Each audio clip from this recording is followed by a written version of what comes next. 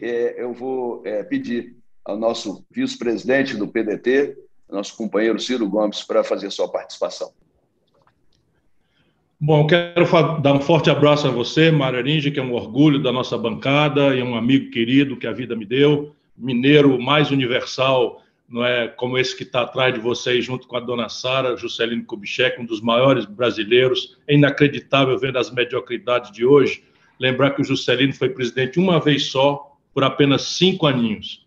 E a ele o Brasil deve coisas absolutamente extraordinárias, cujo símbolo é Brasília, mas nós podíamos falar também nas barragens mais importantes do Nordeste, a indústria automobilística, poderíamos falar em propriamente levantar a Petrobras, que foi criada pelo Getúlio Vargas, mas que quem tirou do papel foi o Juscelino, além de ter feito o Brasil acreditar em si mesmo, né? Naquela data, o Brasil foi bicampeão mundial de futebol, 58, 62, o Brasil gerou o cinema novo, que ganhava os festivais mundo afora, né, apaixonando o mundo com uma linguagem rica, que foi traduzida e tropicalizada aqui por Glauber Rocha, por exemplo.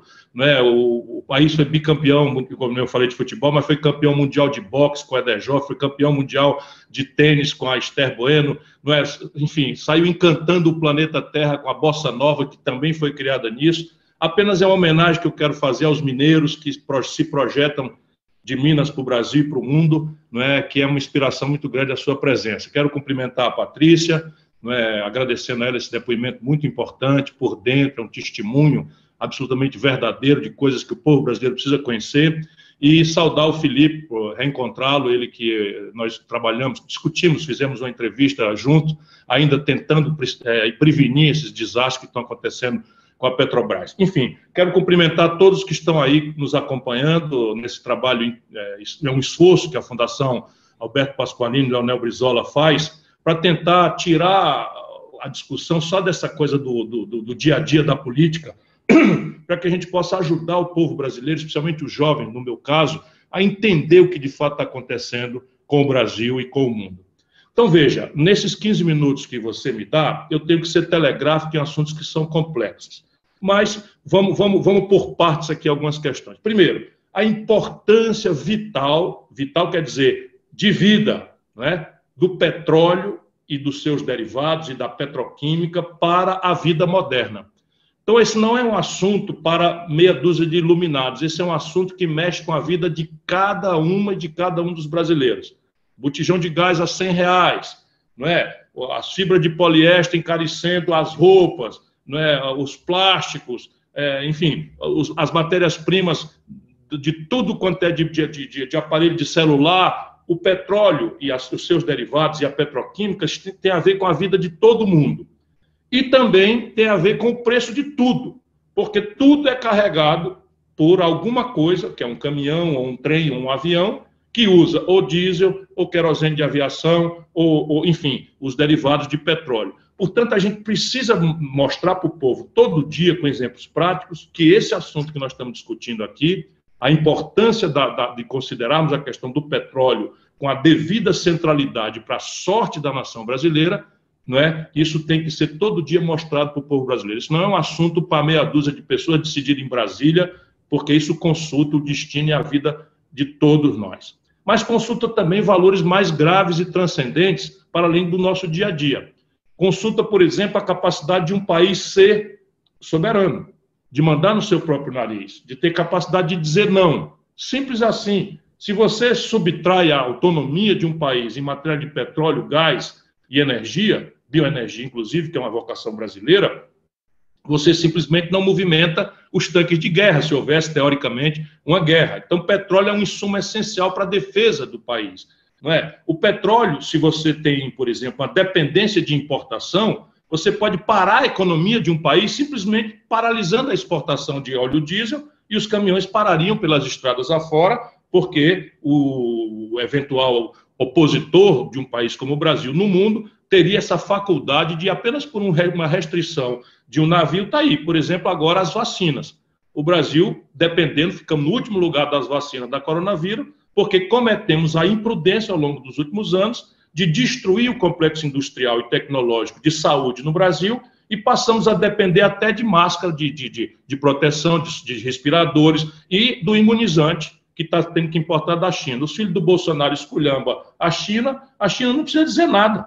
Basta criar uma burocraciazinha ali, a maior, no embarque dos imunizantes e a vacina para, dezenas de milhares de brasileiros estão morrendo, porque somos o último país na fila da coisa. E assim é petróleo. Petróleo é literalmente vital. Isso é uma coisa que eu gostaria de dizer para quem não sendo iniciado precisa se preocupar com a questão do petróleo.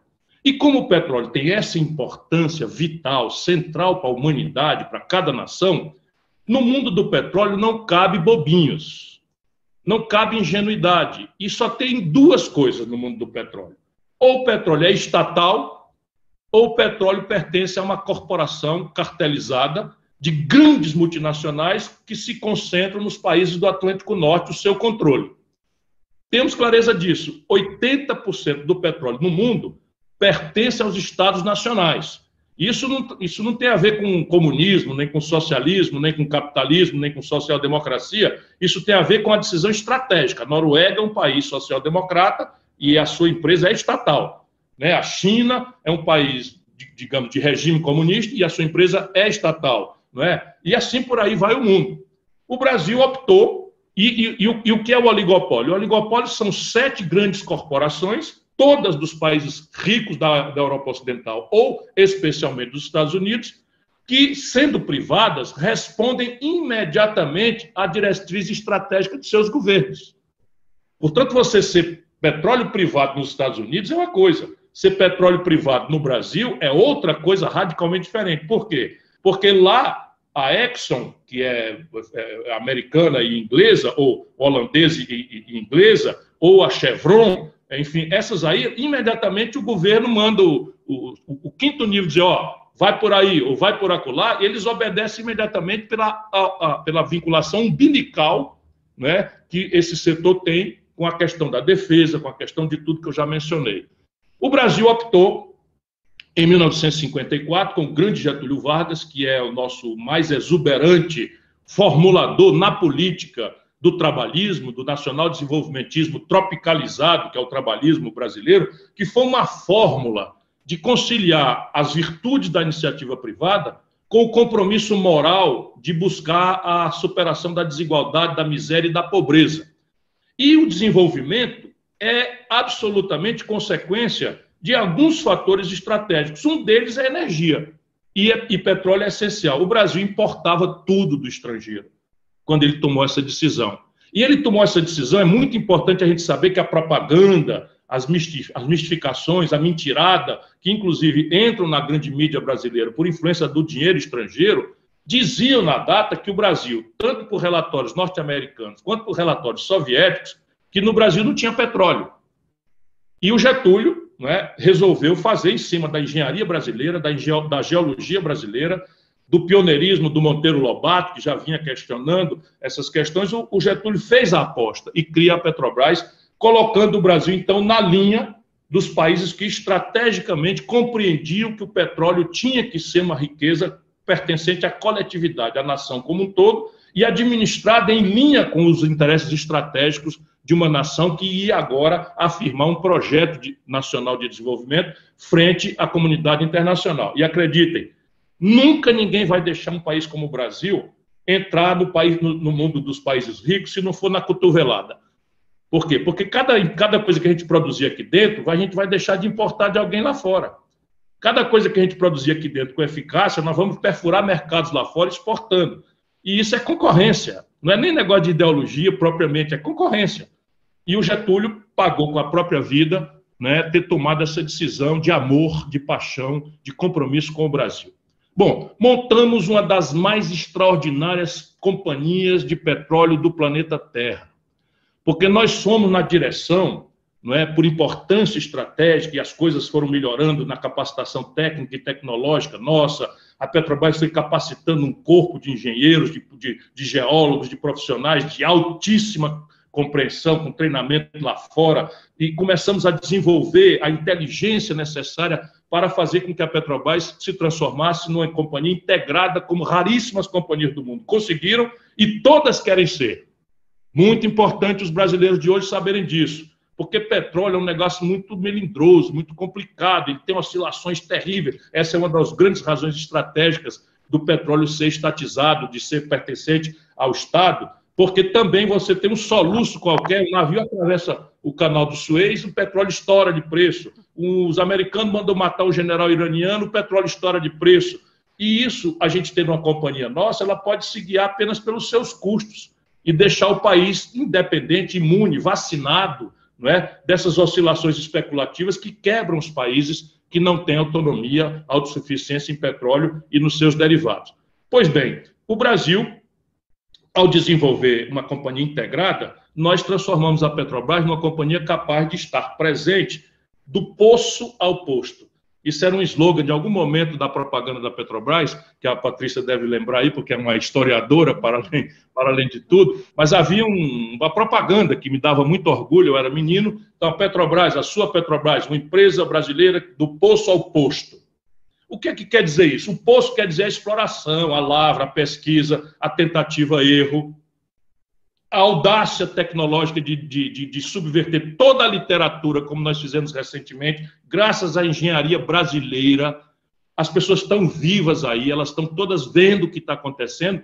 Nenhum livro de geologia admitia que eu pudesse haver capacidade de exploração de petróleo abaixo da linha do pré-sal. Todo mundo já sabe o que é pré-sal. Você tem uma lâmina d'água, às vezes, de 500 metros, 1.000 metros, depois disso tem terra, né? Depois da terra tem um sal, e depois desse sal, numa profundidade monstruosa, com pressões absolutamente inimagináveis, em que os materiais não resistem, a Petrobras, rompendo toda a interdição técnica que o mundo inteiro afirmava não ser possível, foi lá e descobriu. Mas isso é tentativa-erro, é investimento do Estado Nacional Brasileiro, é investimento do dinheiro do povo brasileiro, que a Petrobras muito bem desenvolveu. Portanto, o risco da lavra, da pesquisa, da exploração, da extração, é muitas vezes compensado pela logística. Porque você, depois de tirar, você transporta. Transporta o óleo e depois transporta os derivados, o gás, o óleo diesel, o querosene de aviação, transportava, porque o Brasil agora importa 100% do estrangeiro. Na hora que os americanos quiserem, os aviões brasileiros param todos, porque o Brasil, no governo Bolsonaro, não produz mais querosene de aviação, e eles estão fazendo isso. É um apagão para além da criminosa e corrupta, o corrupto esquartejamento da Petrobras. Pois bem, o que está acontecendo nesse momento? E aí a gente precisa ter clareza para depois voltar ao assunto, eu não quero extrapolar o tempo que me foi feito. O mundo convulsionou-se mais recentemente. Os principais provedores dos países ricos do Ocidente, lá ali, estão em convulsão política. Não é? O Irã, a Síria, o Egito, a Líbia, não é? E a Arábia Saudita está numa iminência de desestabilização. E a Rússia está forçando a mão para avançar como grande provedor, especialmente de gás, para a Alemanha, que é o centro nevrálgico da Europa, e isso causou uma mudança na compreensão estratégica das fontes de petróleo para o mundo rico, para o Ocidente rico, nossos contemporâneos aqui, nossos conterrâneos aqui das Américas e da Europa. O que aconteceu? Na hora que isso passou a acontecer no mundo, eles passaram a olhar para fontes alternativas e todos os lugares que têm petróleo passaram a ser desestabilizados politicamente. A grande questão da Venezuela é petróleo. As pessoas não sabem, mas a Venezuela, individualmente, é o maior exportador de petróleo para os Estados Unidos fora da América. O maior exportador do mundo, individualmente, é a Venezuela. Está lá a confusão e a resposta também trágica e o povo venezuelano pagando caríssimo. E as jornadas no Brasil de 2013 e 2016, ninguém duvide, havia claramente um interesse, 3 interesses convergiram. Não é? Os políticos ladrões, tipo Eduardo Cunha, querendo o fim da Lava Jato, e eu quero voltar a isso sob o posição da Petrobras, não é? Os banqueiros preocupados com o galope da dívida pública pelo desmantelo trágico do governo da presidenta Dilma Rousseff, que quebrou o país, sob o ponto de vista das nossas contas, e a economia caiu 7%, e petróleo. E aqui está a tragédia brasileira. Chegamos a esse ponto, e chegamos a esse ponto por esta grande razão geopolítica global. não é, a necessidade que os centros ricos do mundo têm de fidelizar, se possível, diretamente as grandes reservas de petróleo fora do Oriente Médio, do Oriente Próximo, que estão desestabilizadas já, em convulsão já, ou na iminência, tratando do caso da Arábia Saudita, ou de exaustão dos seus recursos, como é a questão dos Emirados Árabes. E eles, então, esse é um jogo truculento. É evidente que é nesse jogo que a gente não pode desculpar a apropriação patrimonialista e corrupta da Petrobras nos governos ditos de esquerda do PT. Por quê? Porque a razão estratégica é aquela, é a geopolítica e o grande jogo, mas o pretexto que faz com que a nossa população cruze os braços e assista esse desastre, que é o esquartejamento da Petrobras, a alienação a preço de banana, a preço vil, corrupto desses ativos estratégicos, e pior, a paralisação de 1/3 da capacidade de refino da Petrobras para aumentar explosivamente a importação de petróleo, de derivados de petróleo do mundo. Então veja que política extraordinariamente imbecil está acontecendo ante a omissão do nosso povo. A cidadã e o cidadão estão pagando R$100 por um gás de cozinha, e nós, ainda bem que a pandemia tem alguma explicação para essa passividade, mas não é a pandemia. As pessoas não se sentem estimuladas a defender, porque não acham, francamente, que a Petrobras, nesse momento, mereça defesa por essa carga imensa de propaganda em cima de fatos reais. Caramba, o Palocci devolveu R$100 milhões, agora vai fazer de conta que não aconteceu? Isso é um insulto para a dignidade das pessoas. Todo mundo viu o Sérgio Machado devolvendo R$1 bilhão, roubando da Transpetro, e nisso a corporação também foi omissa, para a gente discutir a sério aqui, porque eu sei que o clima de terror dentro da Petrobras é muito grande, mas muita gente no passado resistiu. Muita gente. O Spitz, por exemplo, quando eu era ministro da Fazenda, ele era presidente da FUP, ele resistiu. O Fernando Henrique partiu para destruir a FUP, mas os petroleiros resistiram. Foram derrotados, mas resistiram, não desertaram, não foram covardes. E isso é um rap que eu faço como amigo, como irmão, como parceiro, anunciando que se um dia eu chegar à presidência do Brasil, toda essa alienação, né, do esquartejamento da Petrobras serão nacionalizados novamente. Ou seja, vai acontecer de não me permitirem que eu seja presidente, e se eu for, vão tentar de todo jeito me desestabilizar. E é preciso que os outros candidatos do campo popular brasileiro, do campo nacionalista brasileiro, repitam o que eu estou dizendo. Em 2018 eu disse, se vender a Embraer, eu reestatizo, anulo o negócio. E agora eu estou dizendo, se eu for presidente, eu vou anular todas as corrupções que aconteceram e vou nacionalizar, verticalizando novamente a Petrobras. Eu volto, porque já passei 2 minutos, nas próximas ponderações. Mas, nesse momento, é preciso só dizer, para além desses interesses todos, hoje é questão de vida ou morte para o Brasil. Para se reindustrializar, que a gente recupere a capacidade da Petrobras de intervir estrategicamente na sorte do Brasil. Para economizar nossa dependência do estrangeiro, o buraco na conta de petróleo e gás está chegando a 30 bilhões de dólares. Se a gente fizer só R$5 por dólar, nós estamos falando de 150 bilhões de reais de dinheiro pouco do povo brasileiro que está em financiar emprego no estrangeiro. Isso não tem cabimento. Além da maturidade tecnológica que o Brasil só alcançará com esses grandes vetores de investimento que a Petrobras sempre se credenciou.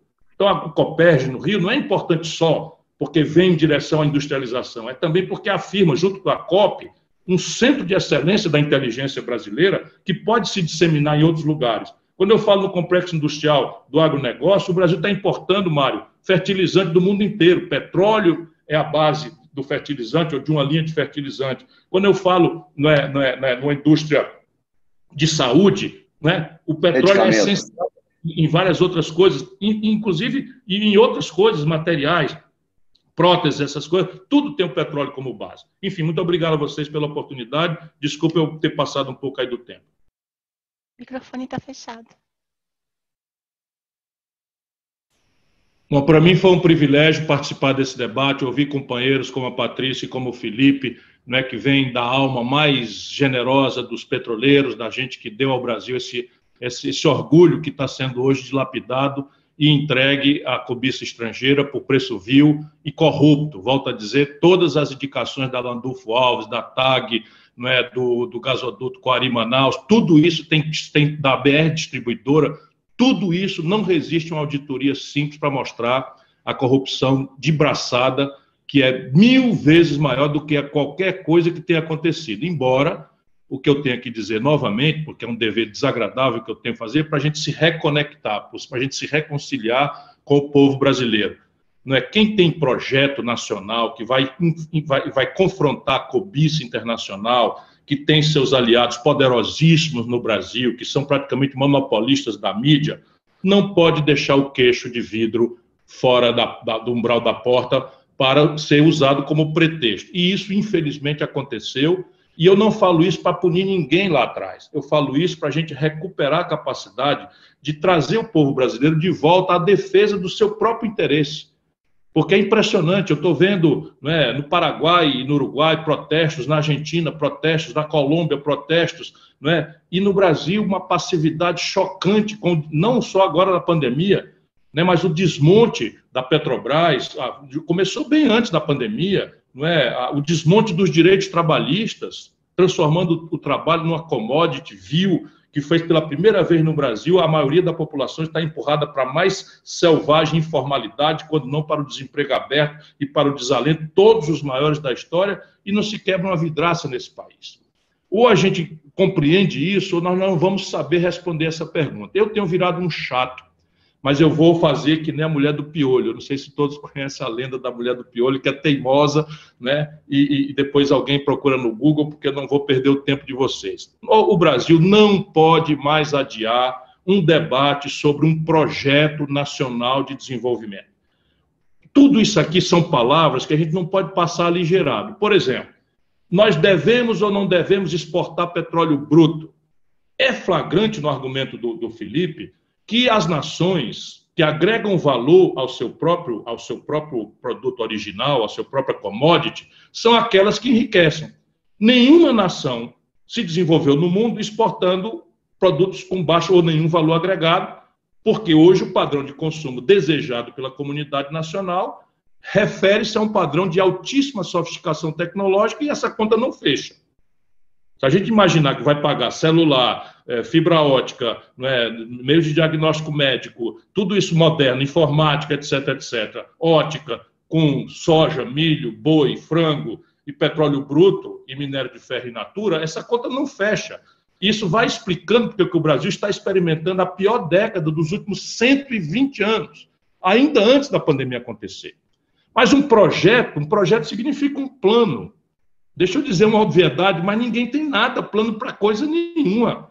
Desde os anos 80 que o Brasil, ao morrer o nacional-desenvolvimentismo, não é? Pela ditadura, pela alta unilateral de juros, pela corrida tecnológica veloz e complexa que nós não entendemos e perdemos o passo, o Brasil vem claudicando e reagindo, não é, com ciclos rápidos de consumismo populista que, né, deixa a nossa sociedade iludida de que agora vai, para logo em seguida vir uma crise. E no consolidado os números são esses. Entre 2010 e 2020, zero crescimento econômico, ou seja, mais de 10% da população brasileira nasceu sem o povo brasileiro ter um agregado maior, um centavo a mais na riqueza. E desenvolvimento não é consequência fatalista do acaso. Por isso que esse debate da Petrobras tem que ser trazido para o meio do povo no ambiente de um plano. Então, o plano vai definir a matriz energética, qual é o papel do petróleo, porque nós vamos fazer essa discussão no momento em que a juventude é massivamente bombardeada com a propaganda de que petróleo é uma coisa ruim, hostil à natureza. E isso não pode ficar sem resposta, porque senão a gente vai perdendo base social para a defesa e o patrocínio. E aí há um ponto de equilíbrio. Há um ponto de equilíbrio que tem que ser aclarado no caso brasileiro de forma pragmática. Eu, como não sou um observador da cena brasileira, mas um militante ativo, faccioso, eu tenho lado e eu não escondo as minhas opiniões, desperto muitas fúrias, enfim, mas eu prefiro ajudar esse debate democrático com a franqueza, com sinceridade. Então, repare, como é que nós vamos trazer o povo de volta? Primeiro, esclarecendo a política de preços da Petrobras. Isso contamina todo mundo. Por que o caminhoneiro está aí se sentindo fraudado? Por que a dona de casa não aguenta pagar um botijão de gás de 100 reais? Ora, porque a política de preço da Petrobras é criminosa e foi montada para privilegiar o acionista minoritário que, por sua vez, estando na Bolsa de Nova York, como o Fernando Henrique colocou, permite, por legislação norte-americana, que um juiz de Nova York determine um intruso dentro da Petrobras, como está acontecendo hoje.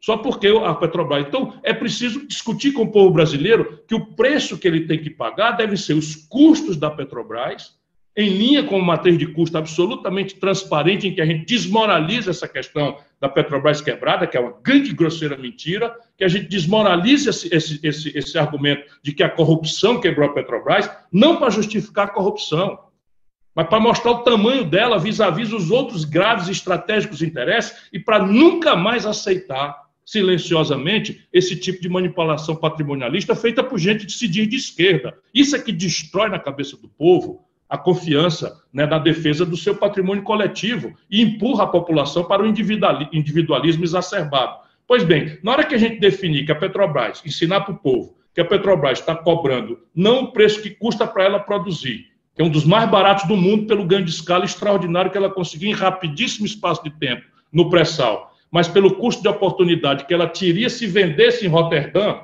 A gente tem que ir Roterdã, onde se faz o mercado spot, o mercado, né, de varejo do petróleo, que oscila lá por qualquer bobagem que acontece no mundo. Como também dolarizamos, na medida em que nós paralisamos a nossa capacidade de refino e estamos importando do estrangeiro a gasolina que a gente deixou de fazer aqui. Francamente, o povo vai entender isso. E a gente pode, como eu estou fazendo, já ensaiar números. Em 2018, na minha campanha, eu falei com muita clareza sobre isso e disse qual era a repercussão de adotarmos uma política de preço que fosse em linha com custos, remuneração de ativos, pagamento de imobilizado, enfim, de depreciação, e um lucro em linha com as melhores práticas internacionais. Isso daria para a Petrobras cobrar, naquela época, não lembro, R$1,30, R$1,40 a menos do que estava cobrando na ponta do posto de gasolina. E a gente ainda pode ganhar muito mais eficiência pelos ganhos de escala. Então, essa é a primeira grande conexão que a gente deve e pode estabelecer para popularizar novamente o amor à Petrobras como uma das ferramentas essenciais ao desenvolvimento de uma nação soberana, justa, progressista, que devolva ao povo a oportunidade de ter emprego. Qual é a outra segunda questão? É que o desenvolvimento moderno depende de tecnologia. E tecnologia é muito caro. Se o Brasil não tiver grandes corporações com capacidade utilitária de desenvolver tecnologia em todas as áreas, inclusive com aplicações civis extra o seu core business, o seu negócio central, como é o caso da Petrobras, nós não temos como sair disso. E aqui está outra evidência para a gente agregar a inteligência nacional brasileira, né, na defesa desse acervo, desse ativo. As grandes outras questões, por exemplo, o desenvolvimento regional.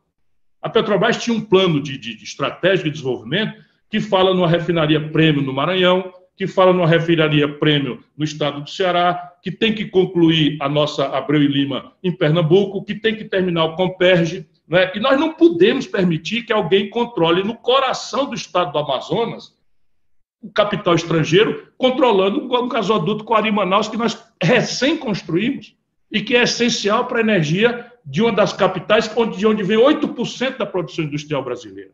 Portanto, nós temos muitos argumentos e a grande questão que vai ficando menos fácil de popularizar, mas para o tal mercado que ainda se preocupe com a questão da sanidade econômica do Brasil, o déficit em transações correntes do país. Veja, o Brasil, quando cresce 2 pontos percentuais, que é a média dos últimos 10 anos, entre 2000 e 2010, o Brasil caiu para 2,2%. Por que esse crescimento foi interrompido?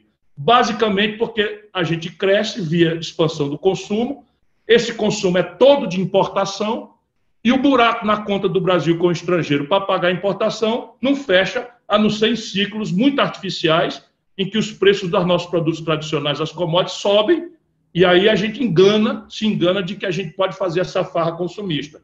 Os governos ficam populares. Foi o filme do Fernando Henrique, reeleição 98, foi o filme Lula/Dilma, 2014. Os números são concretos. O petróleo, por exemplo, quando o Lula entregou para Dilma, o governo, estava sendo vendido a $130 pelo Brasil. Quando a Dilma foi derrubada, não, $110. Quando a Dilma foi derrubada, nós estamos vendendo a 30. Coisa que a Patrícia lembrou, a queda dos produtos, do preço dos produtos. E aí o mesmo partido, a mesma turma, a mesma gente, era muito popular e depois quebra. o país. É o mesmo filme, rigorosamente o mesmo filme. Portanto, nós temos que eliminar esse desequilíbrio estrutural nas contas do Brasil. Como é que a gente faz isso? Aprendendo a fazer celular, aprendendo a fazer, enfim, informática, um novo chip brasileiro, é possível, mas é muito improvável. E uma vez alcançando isso, é muito improvável que a gente alcance escala e volume. Onde é que tem volume? Tem 4 complexos industriais que têm volume para superar, zerar. E nos 4 o Brasil tem protagonismo global. O mais importante deles, o maior deles, onde a gente tem toda a tecnologia, o capital necessário, a expertise técnica, tudo para fazer, é petróleo, gás e bioenergia. Sabe, é uma coisa óbvia. Substituir importação de gasolina, óleo diesel, querosene de aviação, gás de cozinha do estrangeiro e passar a produzir aqui, em real. É tão simples isso, mas isso é o que, de fato, vão nos negar. E aí, vamos discutir se nós vamos guardar esse petróleo.